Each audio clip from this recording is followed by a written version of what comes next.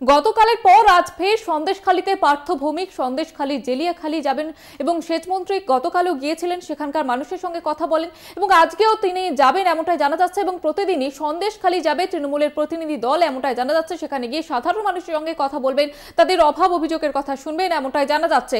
পরিস্থিতি নিয়ন্ত্রণে আজ রোজ শাসক দলের নেতা কর্মীরা এবং প্রতিনিধি দল যাবে সন্দেশখালীতে। আপনাদের আবারও একবার জানিয়ে রাখবো, প্রতিদিনই সন্দেশখালী যাবে তৃণমূলের প্রতিনিধি দল এবং যেমনটা জানা যাচ্ছে যে তারা কিন্তু প্রতিদিনই যাবেন এখনো থেকে এবং সাধারণ মানুষের সঙ্গে কথা বলবেন, তাদের অভাব অভিযোগের কথা শুনবেন তারা।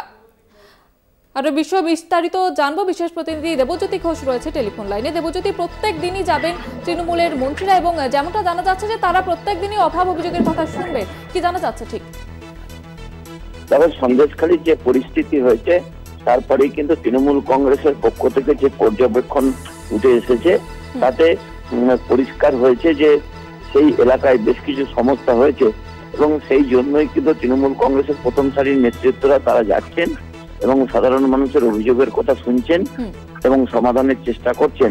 সেই জায়গা থেকে অত্যন্ত গুরুত্বপূর্ণ, রাজনৈতিকভাবে তৃণমূল কংগ্রেস অত্যন্ত শক্তিশালী এই উত্তর 24 পরগনার, কিন্তু সন্দেশখালীর যে জায়গাতে এই ঘটনা ঘটছে সেখানে কিন্তু তারা রাজনৈতিকভাবে বেশ কিছুটা দুর্বল রয়েছেন।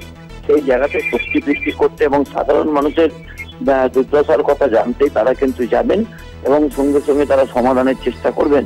সেই মতোই কিন্তু তৃণমূল কংগ্রেসের এক নেতা পার্থ ভৌমিক তিনি যাবেন এবং সেখানেও কিন্তু বেশ কয়েকটা জায়গাতে তারা ঘুরবেন এবং সাধারণ মানুষের সঙ্গে কথা বলবেন। গতকালও তারা গেছিলেন এবং সেখানে সুজিত বসু এবং পার্থ ভৌমিক সাধারণ মানুষের সঙ্গে কথা বলেছেন এবং বেশ কিছু সমস্যার সমাধান করেছেন।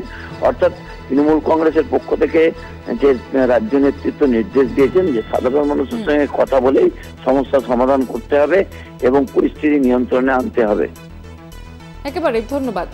আমাদের সঙ্গে ছিলেন বিশেষ প্রতিনিধি দেবজ্যোতি ঘোষ। যেমনটা আপনাদের জানাচ্ছিলাম যে পরিস্থিতি নিয়ন্ত্রণে রোজ শাসক দলের সন্দেশখালীর সফর এবং তৃণমূলের প্রতিনিধি দল রোজই সন্দেশখালী যাবেন, সেখানকার মানুষের সঙ্গে কথা বলবেন।